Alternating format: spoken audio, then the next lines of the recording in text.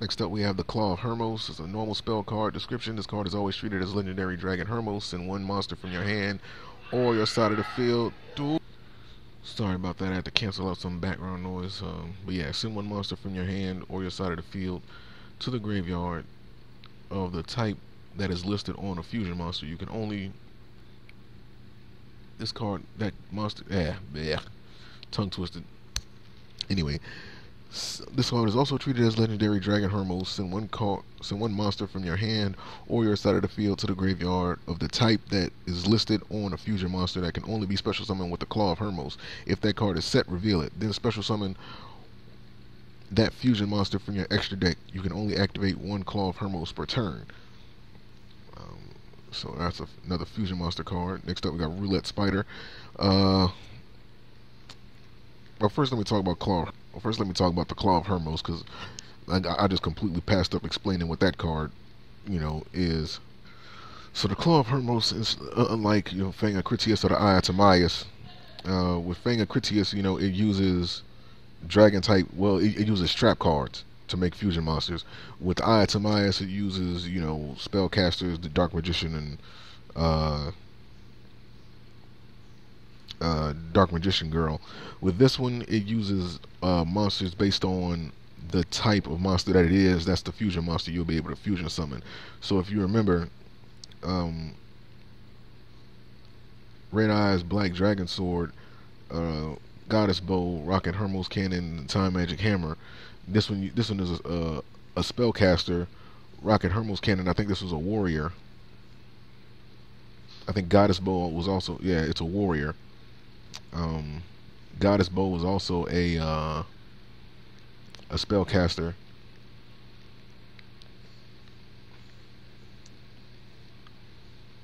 And I think Claw, right, it's a warrior. And I think the Black Dragon Sword, Red Eyes Black Dragon Sword, was a dragon type. Like, was this also a warrior? Dragon. Okay, so yeah. So you got to be wary about or aware of what type of monster that you use, and make sure that you form your builds around what type of monsters you would want to, what fusion monster that you're trying to get out. What equipped fusion monster that you're trying to get out with the Claw Hermos. So that's the thing you got to be aware of. All right, so just wanted to mention that. So next up, we got Roulette Spider. It's a quick play spell card. Description: when an opponent's monster declares an attack, roll a 6-sided die and apply the result. 1, half your LP. 2, make that attack a direct attack. 3, choose one monster you control, change that attack target to it, and perform damage calculation. 4, choose one other monster your opponent controls, change the attack target to it, and perform damage calculation. 5, negate the attack, and if you do, inflict damage to your opponent equal to that monster's attack. 6, destroy that opponent's monster. Okay, so now that we got that, so basically this is all based on chance. This is all about, what can you get based on chance. That's pretty much all it is. So that's pretty much it. You just got to be, grateful for whatever you get. Just make sure you don't get like a fucking 1 or even a 2. I don't even think you would want a 2 unless you have like flashbang, and you could take advantage of that. Other than that,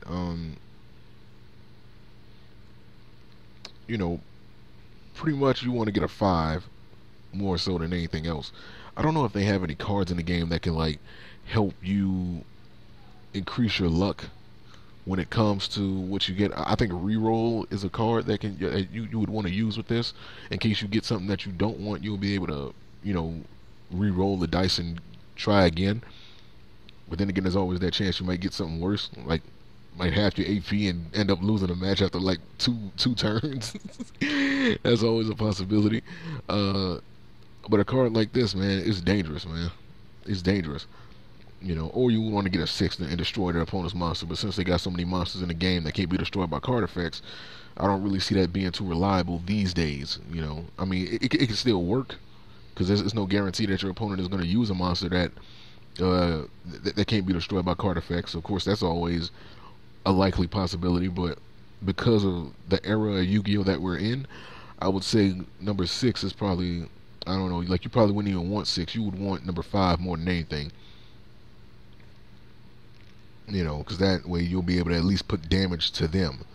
You know, you may not be able to destroy that monster, but number 5 is almost like a guarantee. You know, negate the attack, and if you do, inflict damage to your opponent equal to that monster's attack.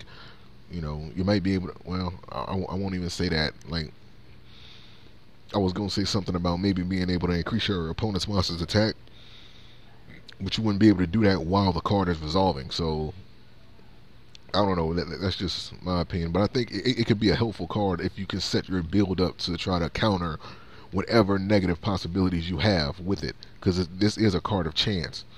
You know, so that's to be noted. But it's a good thing it's a quick play. Yeah, double magic arm bind. It is a normal trap card. Description: tribute 2 monsters, then target 2 face-up monsters your opponent controls. Take control of both of those targets until your end phase. Token the hell out of this damn card. There you go. Like I basically just gave you the perfect way to use that. Either have a swarm build where you have expendable monsters to use, or use tokens. You know, there's nothing against using tokens. So let me get these set up. So next up we got the spell card, the ritual spell card, Red Eyes Transmigration. There's a guy setting himself on fire. Seems like he's going to turn into something dangerous. A ritual spell card. The description: this card is used to ritual summon Lord of the Red. You must also tribute monsters from your hand or field, or banish Red Eyes monsters from your graveyard, except Red Eyes Black Chick, whose total levels equal 8 or more. Well, Red Eyes Transmigration. Let's look at the ritual monster that it summons, Lord of the Red. It's a fire dragon ritual effect monster, level 8, attack 2400, defense 2100, just like Red Eyes Black Dragon.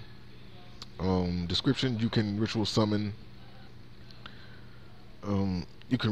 this card with Red Eyes Transmigration once per turn during either player's turn. When a card or effect is activated, except Lord of the Red, you can target 1 monster on the field, destroy it once per turn during either player's turn. When a card or effect is activated, except Lord of the Red, you can target 1 spell trap card on the field, destroy it. So this is a good card to help eliminate problems. It's a good card to eliminate problems. Of course, once per turn, you know, anytime a card or effect is activated as it states, you'll be able to get rid of a spell or a trap during either player's turn. So you can activate, say, like an MST and then get another, you know what I'm saying? Like, pretty much you'll be able to back-to-back destroy 2 spells or traps that your opponent controls, basically. Activate MST.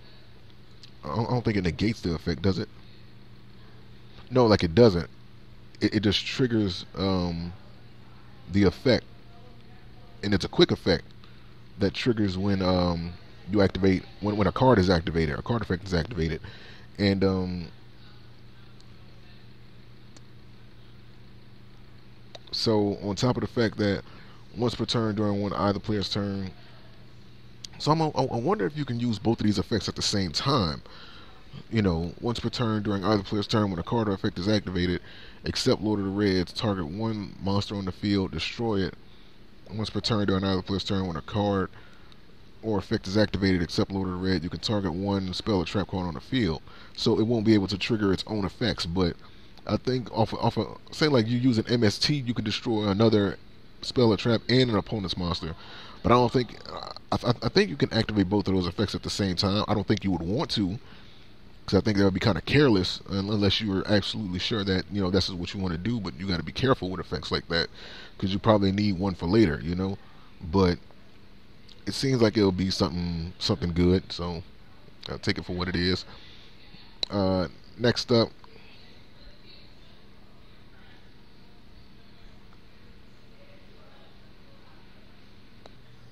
we got Paladin of Dark Dragon. It's a Dark Dragon ritual effect monster, level 4, attack 1900, defense 1200.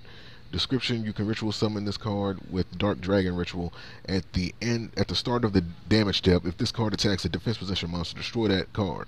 Destroy that monster. At the start of the damage step, if this card attacks a defense position monster, destroy that monster. You contribute this card, special summon 1 Red Eyes monster from your hand or deck. Except Red Eyes Black Chick, you can only use this effect of Paladin of Dark Dragon once per turn. Really good against the super heavy samurais that pretty much play in defense mode. They literally specialize in defense mode tactics. They can attack while in defense mode. They're just a defensive deck. That's the best way to describe them. Or against any defensive deck, that's the best way to use this. Perfect way to get out Red Eyes Monster, Red Eyes Flare Dragon, Red Eyes Black Dragon, Red Eyes Lightning Archfiend, or whatever the hell that monster name. Red Eyes Lightning, Red Eyes Archfiend of Lightning. Yeah, just a bunch of Red Eyes monsters. So take your pick for whatever situation that you're in. Choose wisely. And this is the Ritual Spell card, Dark Dragon Ritual. Ritual Spell card. This card is used to ritual summon Paladin of Dark Dragon. You must also tribute monsters from your hand or field whose levels equal 4 or more during your main phase, except the turn this card was sent to the graveyard. You can banish this card from your graveyard, add 1 Red Eye Spell Trap card from your deck to your hand. So it's a good way to search out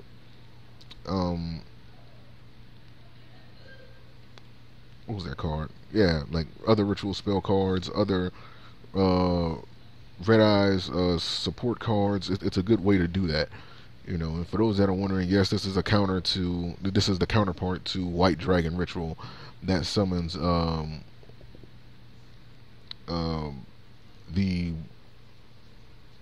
White Dragon counterpart of Paladin of White Dragon. So yeah, click out all these, continue on. Red Eyes Spirit, Red Eyes Burn, Toon Ancient Gear Golem, Toon Kingdom, Toon Rollback, like Walmart, Toon Shadow Toon, Comic Cat, Mimicat. I'm trying to work fast because this thing tops off at like 50 minutes and I got like, what, 10 minutes left, less than 10 minutes left. Yeah, so that's it. So I'm gonna start off with Red Eyes Spirit. I don't know why I feel like I did a card review of this card already. But anyway, Red Eyes Spirit, it's a normal trap card. Description: target 1 Red Eyes monster in your graveyard, except Red Eyes Black Chick, special summon it. It's self-explanatory. You can search it out with Dark Dragon Ritual, Dark Dragon Ritual's effect. And it's a monster reborn for, well, it's a call of the hunt. Well, it's more so of a monster reborn, considering that the monster doesn't get equipped to it. So yeah, it's a monster reborn for the Red Eyes monsters. Take your pick.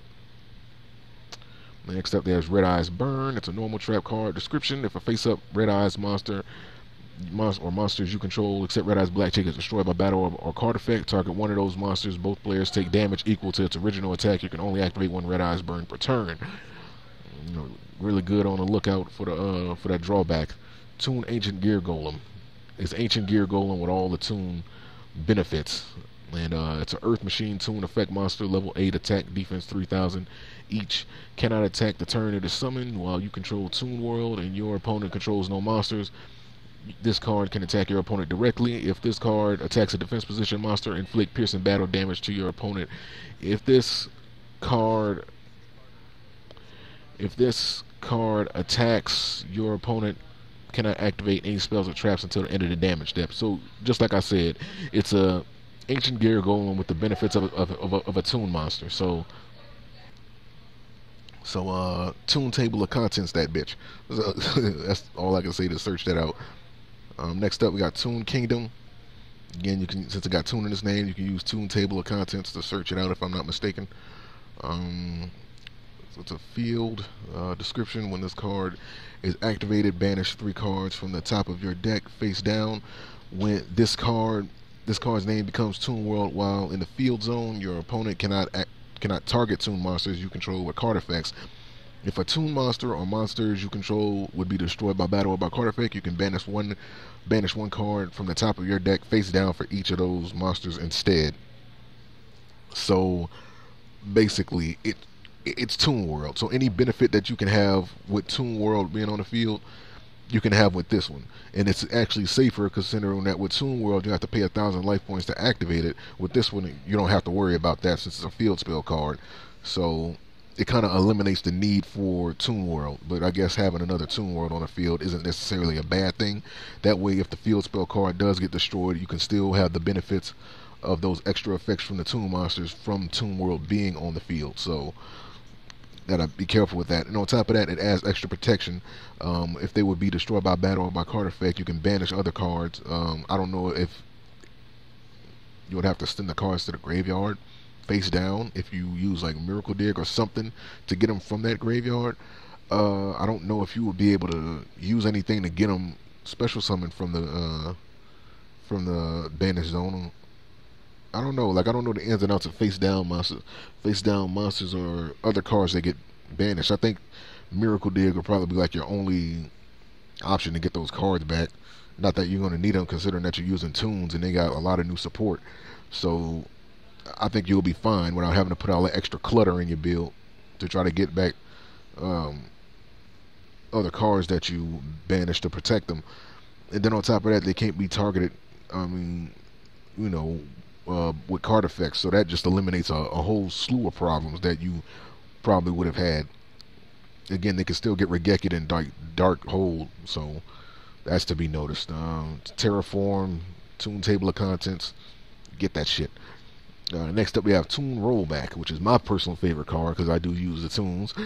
Is a normal spell card. Description: target one Toon monster you control. It can make a second attack during each battle phase. With a Toon World or Toon Kingdom on the field being treated as Toon World by its own effect, you know, Toon monsters are able to make direct attacks, and you know, Toon Ancient Golem actually uses this card pretty well, if I do say so myself, considering that it can attack your opponent directly, and the fact that since it's an ancient gear monster, you know, your opponent can't activate any spells or traps until the end of the damage step, so the attack would have already went through. So I guess, you know, using it on monsters that can really do pretty much guaranteed damage, such as Toon Ancient Gear Golem, that should be like your number one choice if you're able to get them on the field. If not, I guess just use it at whatever time you feel necessary. So yeah, it's absolutely a good card when used properly. Otherwise, it'll just be adding clutter to your deck if you don't have like a plan for it.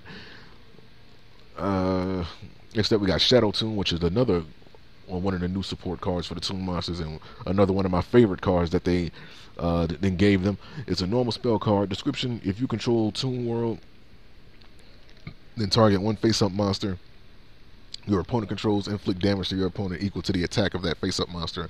You can only activate one Shadow Toon per turn.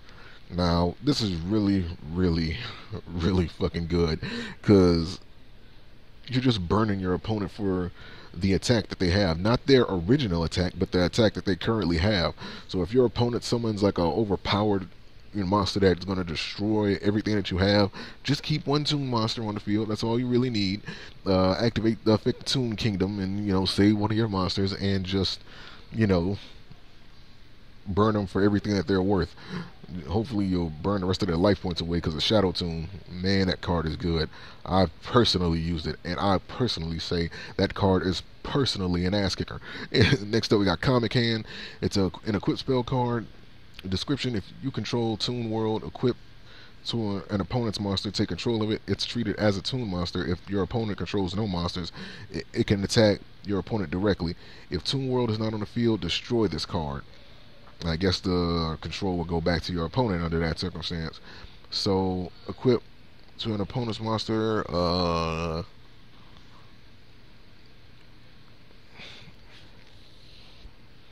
So I'm assuming that if you don't have any Toon monsters, if your opponent doesn't control, oh, never mind. I see what they're doing, because I was kind of looking at it wrong.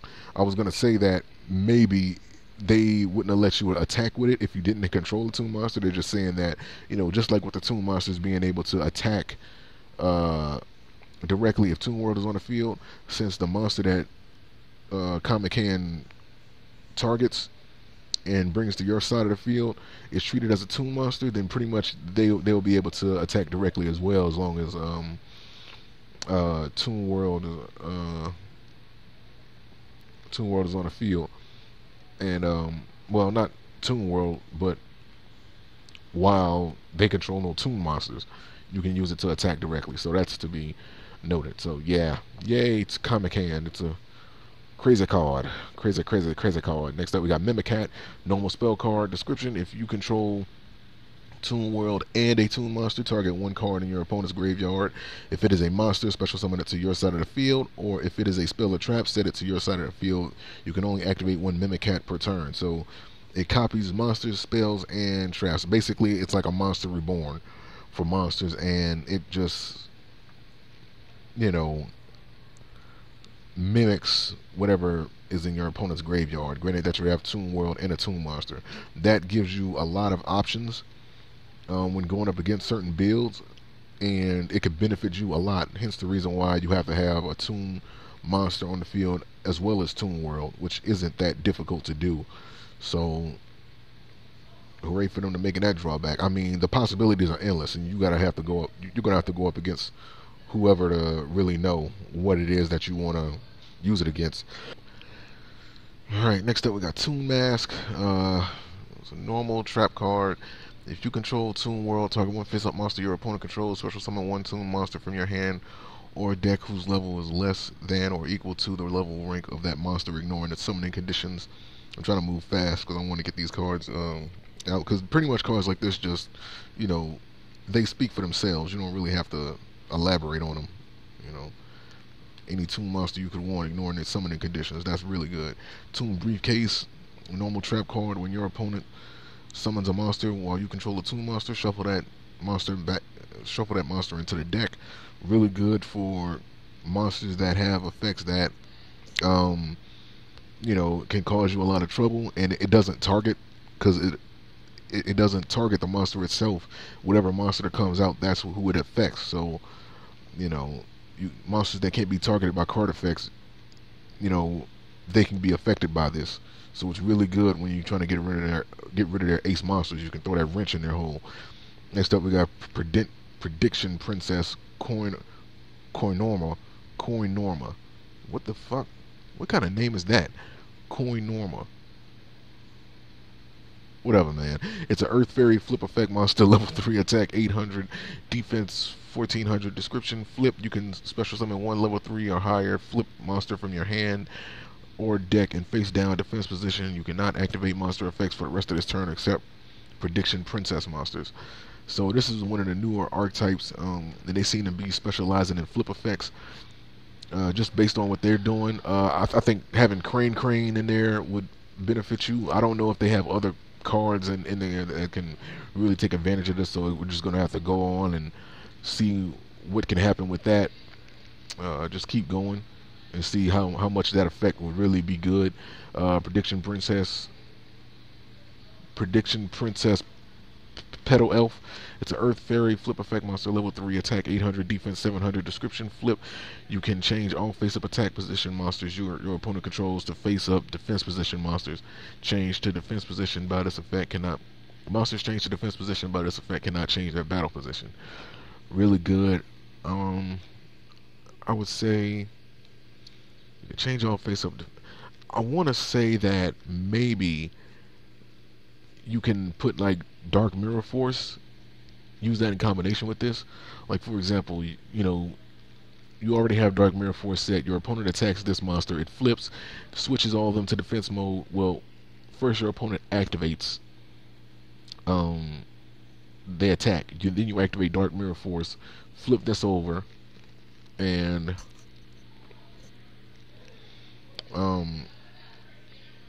can activate it. Like, I don't know, maybe you can use Dark Mirror Force in combination with that somehow, but that kind of catches my attention. Of course, you can use Coinorma to summon it, special summon it in face down defense position. Then they have Astro Morgan, Prediction Princess Astro Morgan. It's a Dark Fairy flip effect monster, level 3 attack, 1300, defense 0. Description: flip. During the end phase of this turn, destroy as many defense position monsters your opponent controls as possible. If you do, inflict 500 damage to your opponent for each monster destroyed. So use Coinorma to get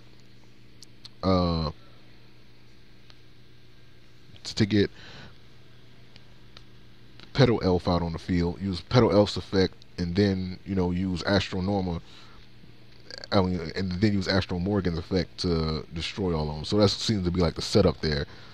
Use those 3 in a row. Really good. Prediction Princess, Arrow Sylph, Wind Fairy, Flip Effect Monster, level 4 attack, 1000 defense, 1400 description. Flip, you can add 1 ritual spell card from your deck or graveyard to your hand.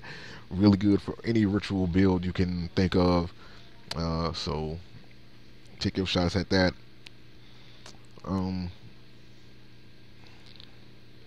What the hell is this? Next up is Prediction Princess Crystalline.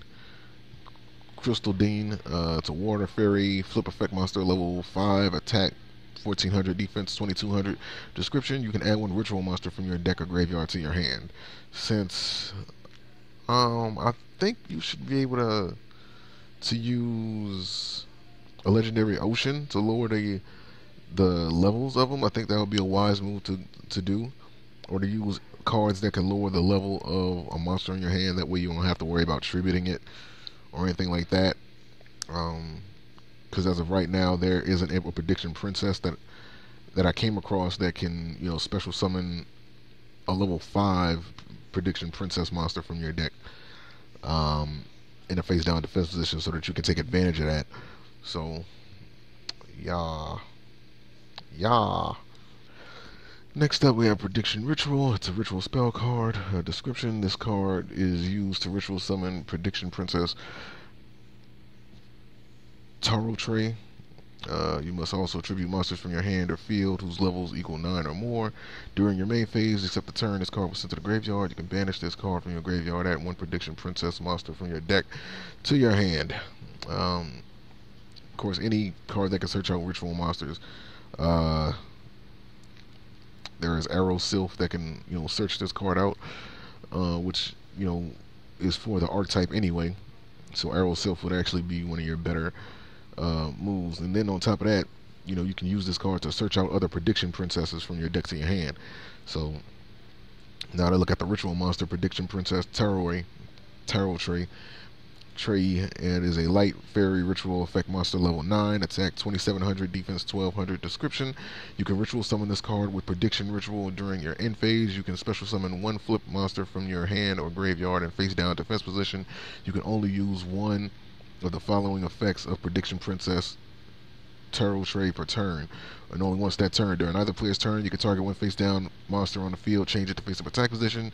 During either player's turn, you can target 1 face up monster on the field, change it to face down defense position. So, mind you that if you flip them face up from face down defense position, that effect will activate. So you want to be aware of that.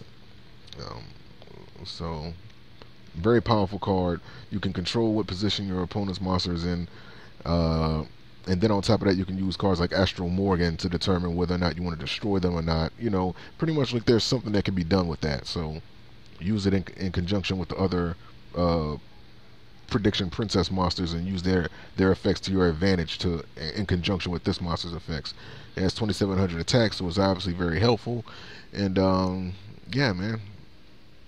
This is Black Catastrophe. The next card is a normal trap card. Description: during your opponent's battle phase, if you control 2 or more face down defense position monsters in the battle phase, you can banish this card from your graveyard, then target 2 face up monsters on the field, including at least 1 Prediction Princess monster, change them to face down defense position.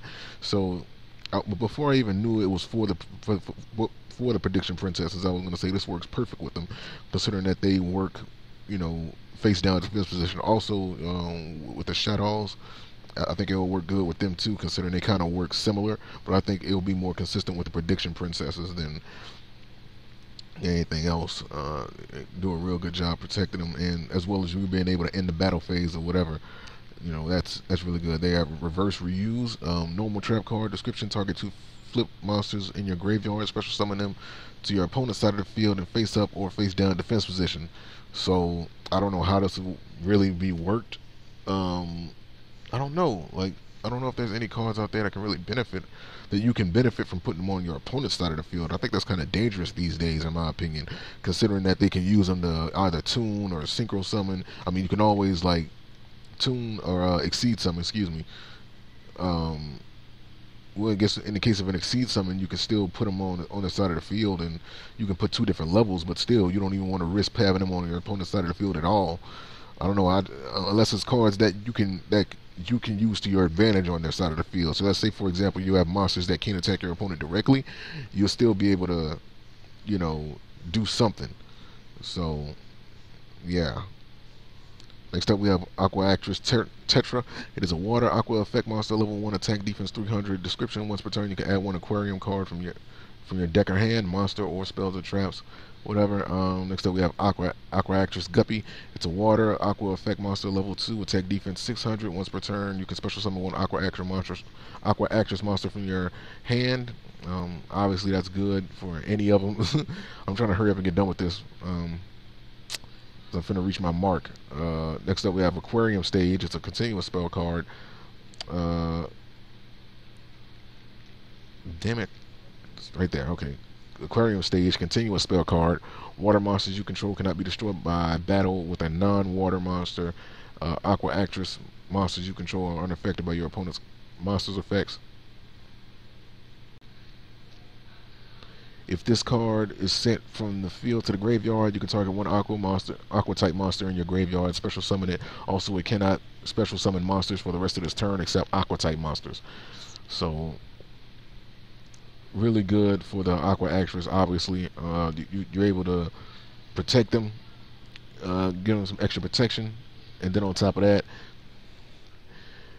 if this card itself is sent from the field to the graveyard, if this card is sent from your field to the graveyard, target, it acts as a monster reborn, basically, and you're able to get one of the Aqua Actresses back. So that's to be noted. It's really good right there.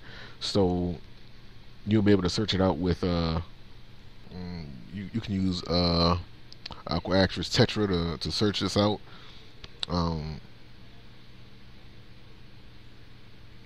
And again, it's just extra protection for your water monsters.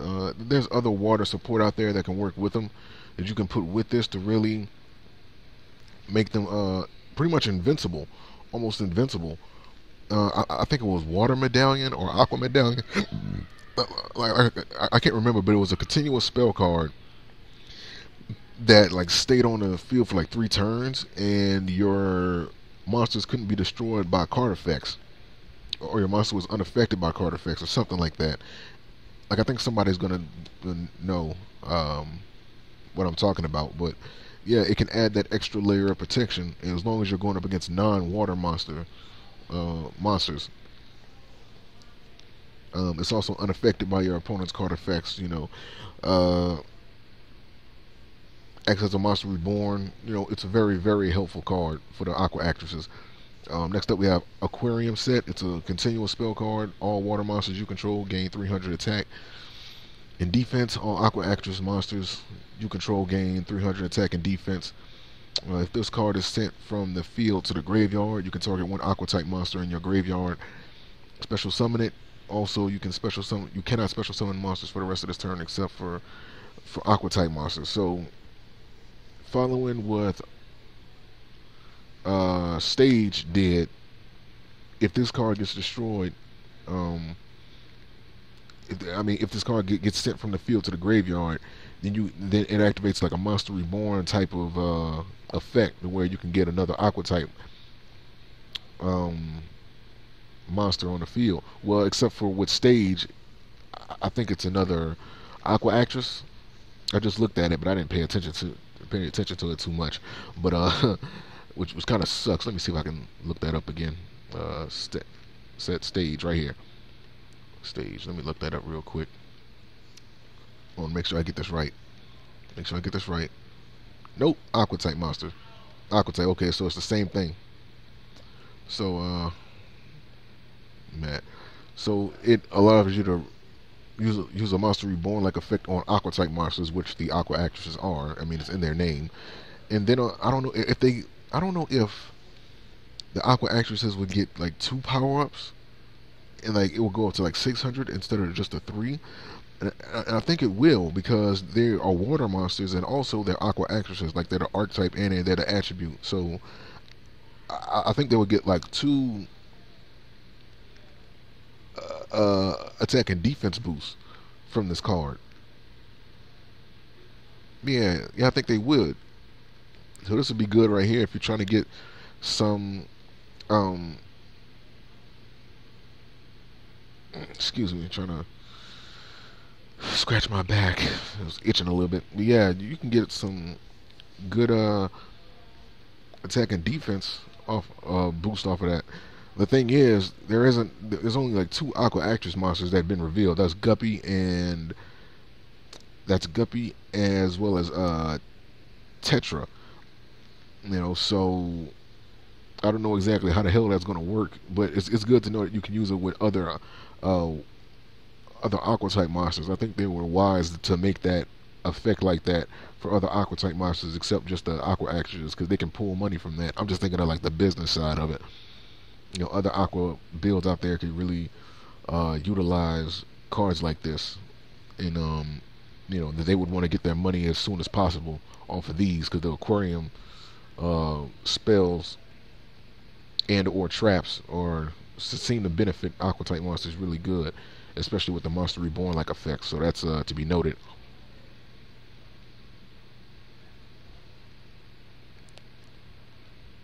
And next up,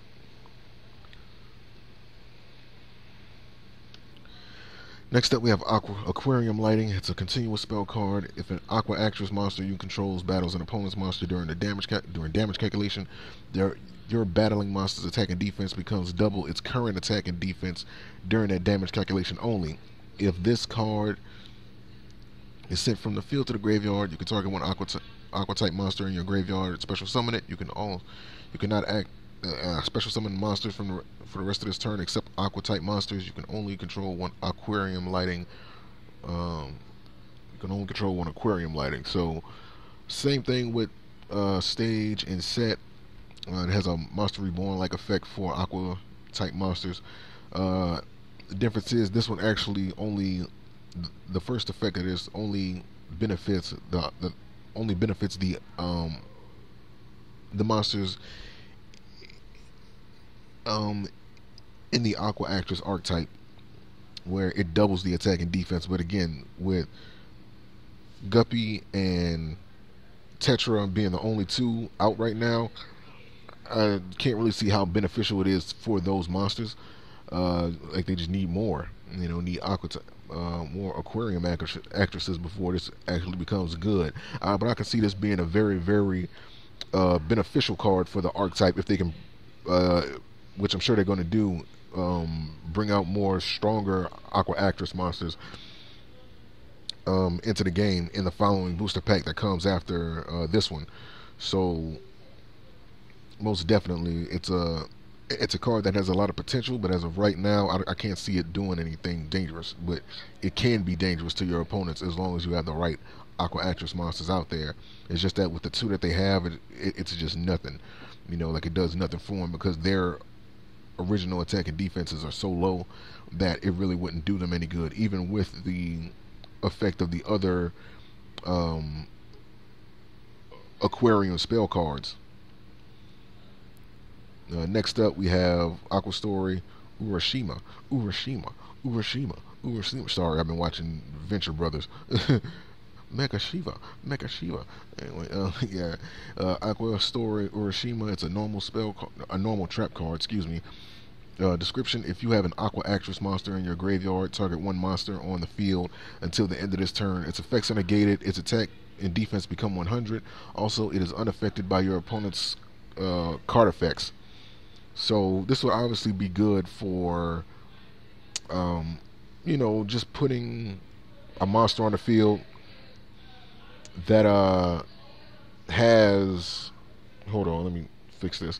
Yeah, it's just good for putting something on the field. I guess if you're going for maybe an Exceed Summon or something, maybe that'll be benefit, because its effects are going to be negated and its attack and defense become 100, and that could be a bad thing.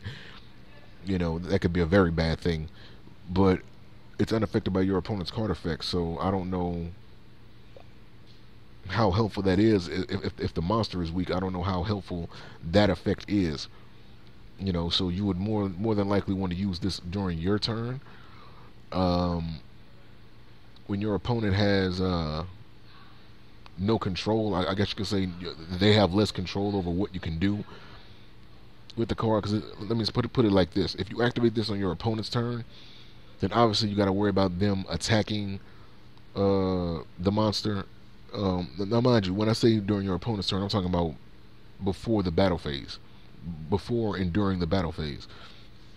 After that, I think you're probably like safer, but before and during the battle phase, I think that's like the worst times to activate this, because you can easily lose your monster. It's not protected by battle damage, but you can do that. Use one of the aquarium spell cards to get that to protect your monsters from being destroyed by battle. So it's not all that bad. So, but you still would want to. They still got to release some stronger aqua actresses in order to really take advantage, or to really make effects, you know, more helpful. But even then, when you have a monster summoned by this effect of Urashima, you would want to flip it face down with something, maybe Book of Moon or something. So, because let's say, for example, the Aqua Actress monster that you special summon from the graveyard. Wait, no, let me take that back, because I'm really reading this wrong. Yeah, that was completely terrible in me. It's a target one monster on the field until the end of this turn. Yeah, if you, it's okay, never mind. Scratch everything that I just got through saying, because I completely looked at this thing wrong, and I just interpreted it wrong as well. Say, if you have an Aqua Actress monster in your graveyard, target one monster on the field until the end of this turn. Its effects are negated, and its attack and defense becomes 100. I don't know why I was thinking of that. It's special summon an Aqua Actress monster. Because then I was going to say, why didn't they make this an aquarium, card, so that Tetra can search for it? But whatever. I guess it don't matter now. So with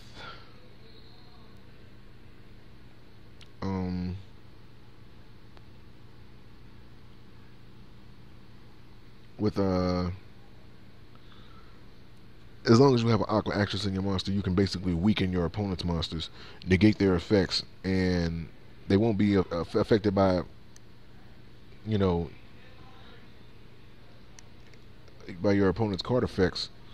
So, which isn't anything to worry about, considering that you're going to destroy them by battle anyway. So, I completely read that wrong. So yeah, that most definitely is the card to use. So it's really fucking good. I can't believe I read that wrong at first. Well, my reading comprehension is way off. So that was all of the cards in Dragon of Legends 2 for the TCG, the Collector's Duelist, the TCG version of the OCG Booster Pack, Collector's Pack, Duelist of Destiny version. So yeah, so that is that's basically it, man. So I did all of the cards, I reviewed all of the cards. I know it was well over an hour worth of chatting and talking and me flipping up and slipping up here and there, but I'm trying to get all the card reviews reviewed and trying to make everything more consistent. I know I haven't been doing card reviews as much as I should have. I've been falling behind, but it's okay, man. I'm getting back into my habits. So the link to this entire list will be in the video description. The link to the entire video will be in the video description. So thank you guys for watching. Peace, and I will see you guys next time for more card reviews. Thanks for watching. If you guys enjoyed everything that you see here, let me take this time to direct you to the ADSplay GoFundMe campaign. It is a campaign that I recently started to due to a lot of people's overwhelming support and them mentioning that they would like to donate to help me buy better equipment and things like that, so that I won't have to worry about being so tedious turning on and off my mic, turning it low, due to a lot of the background noise in my current surroundings that I can't really help at the moment. So thanks for all those who will donate. Thanks for those that wanted to but didn't, and I only ask that you donate from your heart. And Hopefully we'll be able to get this done. Donate $1, donate $5, it doesn't matter. Eventually we will reach the goal, and I'll be able to buy the equipment that I need to produce the quality of content that you guys would like to see me produce, as well as keep up with the demand of video games, other Yu-Gi-Oh related things, as well as do some giveaways, Yu-Gi-Oh and ADSplay related. And thank you guys for watching. Until then, peace.